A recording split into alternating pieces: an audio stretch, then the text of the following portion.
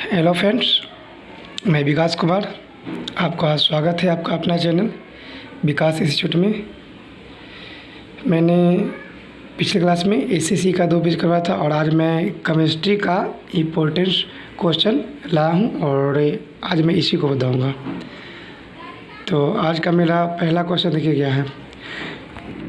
निम्न में कौन धातु होते हुए भी विद्युत का कुचालक है? ठीक है, तो कौन है? पारा, सीसा, ग्रेफाइट, ब्रोमीन। तो सीसा है, ठीक है, धातु है फिर भी क्या है? विद्युत का कुचालक है। और एक पारा होता है जो एकमात्र धातु है जो द्रव अवस्था में रहता है, ठीक है। और ग्रेफाइट अधातु होते हुए भी विद्युत का सुचालक है, बताइए।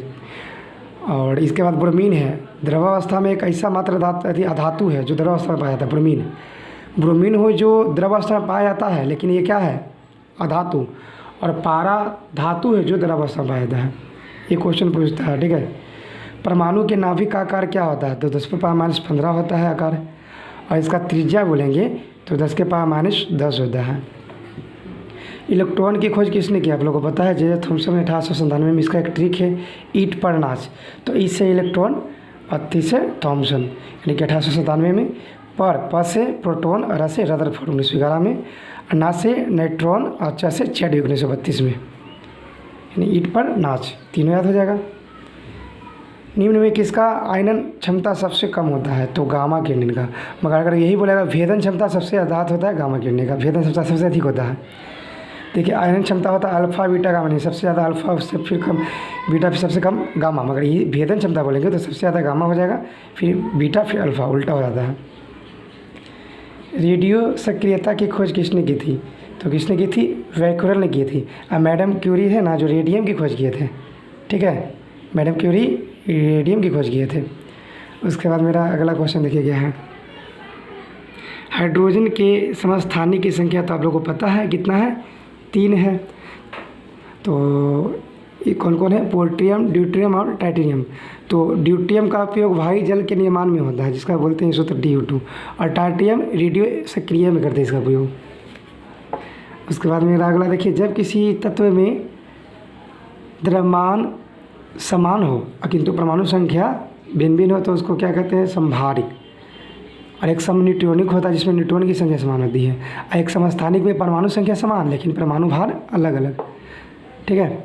और एक होता है सम इलेक्ट्रॉनिक्स में इलेक्ट्रॉन की संख्या समान होती है। यानी कि इसका एक सूत्र होता है परमाणु संख्या बार प्रोटॉन की संख्या, यानी द्रव्यमान संख्या बार P+N, इसको बोलते हैं A = P+N। अम्ल वह पदार्थ है जो प्रोटॉन देता है, ठीक है, प्रोटॉन। अब प्रोटॉन ग्रहण करता है कौन? क्षार। उसके बाद देखिए, अंडे का pH मान कितना होता था? 7.8 होता है अंडे का pH मान, और 6.4 होता है दूध का। और इसमें खून का 7.4 होता है और 8.4 होता है समुद्री जल का, ठीक है। यानी कि 7.4 खून का, एक और बढ़ा दीजिए तो 8.4 समुद्री जल का और 6.5 दूध का। उत्प्रेरक जिसे बोलते हैं कैटेलिस्ट की खोज किसने की थी? तो वर्जिलियस ने किए थे, ठीक है। किसने? वर्जिलियस ने किए थे। और उत्प्रेरक होता क्या है? देखिए, जो कार्य में भाग नहीं लेते हैं लेकिन कार्य को तेज या धीरे कर देता है, यानी उकसाने का काम करता है। ये जैविक उत्प्रेरक इंजाम का एक उदाहरण है, ठीक है। उसके बाद देखिए मेरा अगला क्वेश्चन, प्रोड्यूसर गैस का मिशन कौन है? तो प्रोड्यूसर गैस होता है CO+N2। CO+N2 प्रोड्यूसर गैस का मिशन, यानी कि कार्बन मोनोऑक्साइड और नाइट्रोजन। और एक और आता है जल और भाप अंगार गैस, ये भी VVI है, यानी CO+H2। अगर बोलेगा CO+H2 तो भाप अंगार या जल गैस, और CO+N2 यानी देखिए CO कॉमन है, H2 तो जल और N2 तो क्या? प्रोड्यूसर। एक होता है CO2 और CH4, तो इसको बोलते हैं गोबर गैस। एक होता है CO+CH4+H2, तो इसको बोलते हैं कोल गैस। धूप चश्मा के लेंस में किस कांच का उपयोग होता है? तो क्रूक्स का उपयोग होता है। और सोडा का बोतल के निर्माण में होता है, ट्यूबलाइट के लिए। फ्लिंट का दूरबीन कैमरा प्रिज्म के रूप में होता है। क्राउन का विद्युत बल्ब के निर्माण में इसका प्रयोग होता है। किसका? क्राउन का। कांच का रंग हरा किसके कारण होता है? तो किसके कारण होता है? सोडियम क्रोमेट के कारण।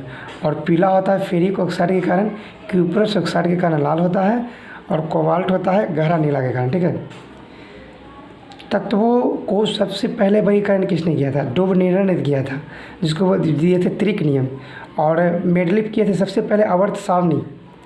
ठीक है। और न्यूटन्स दिए थे अष्टक का नियम, और मोस्टली दिए थे आधुनिक आवर्त नियम 1913। सबसे अधिक विद्युत ऋणात्मक तत्व जानते हैं कौन है? फ्लोरीन। सबसे अधिक विद्युत ऋणात्मक तत्व फ्लोरीन है। और लिथियम में क्या है? सबसे हल्की धातु है। और ओशियम सबसे भारी धातु है। हाइड्रोजन क्या होते हैं? ये सबसे हल्का तत्व है, भविष्य का ईंधन इसे बोला जाता है हाइड्रोजन को। बेकिंग सोडा का रासायनिक नाम तो आप जानते हैं NaCO3, यानी कि खाने वाला सोडा बोलते हैं इसको। और एक होता है Na2CO3, तो क्या हो जाएगा ये? धोने वाला सोडा। एक होता है NaCl का रासायनिक नाम साधारण, ये साधारण नमक बोलते हैं इसको। और NaOH का कास्टिक सोडा बोलते हैं। क्या बोलते हैं? कास्टिक सोडा बोलते हैं। उसके बाद मेरा अगला देखिए क्या है। सबसे अधिक किस पेय पदार्थ में एल्कोहल होता है? तो सबसे ज़्यादा रम में होता है, ठीक है। ये सब एल्कोहल है, ठीक है। रम में होता है 45 से 55% सबसे अधिक, और सबसे कम होता है बियर में 3 से 6%। और जीन या वोदका में होता है 35 से 40, और विस्की में होता है 40 से 45। यानी कि सबसे ज़्यादा रम में 45-55, उसके बाद होता है विस्की में 40-45, उसके बाद वोदका में। फिर ये गन मेंटल किसका मिश्रण होता है? तो आपको पता होगा गन मेंटल होता है Cu + Zn + Sn, ठीक है। और एक सिल्वर बनता है किससे? Pb और Sn से। और Cu + Zn + Ni होता है जर्मन सिल्वर। और एक बनता है Cu + Zn, ये मानकर क्या कॉपर जिंक मिलकर पीतल का निर्माण था, यानी ट्रिक होता है पिताजी, यानी पीछे तांबा और जस्ता। नाइट्रोजन की खोज किसने की? तो नाइट्रोजन की खोज किसने किया था? रदरफोर्ड ने किया था।